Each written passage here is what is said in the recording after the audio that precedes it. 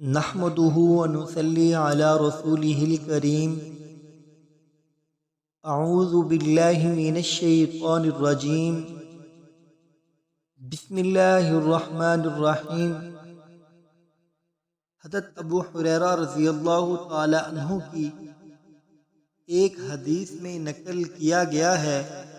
کہ جو شخص جمعہ کے دن عصر کی نماز کے بعد اپنی جگہ سے اٹھنے سے پہلے 80 مرتبہ یہ درود شریف پڑھے،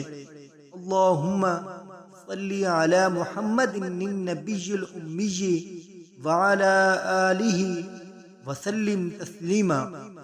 جو بھی شخص یہ درود شریف عصر کی نماز کے بعد اپنی جگہ سے اٹھنے سے پہلے پڑھ لے تو اللہ رب العزت اس کے 80 سال کے گناہ معاف فرما دیں گے اور 80 سال کی عبادت کا ثواب لکھ دیں گے۔ جزاکم اللہ خیر۔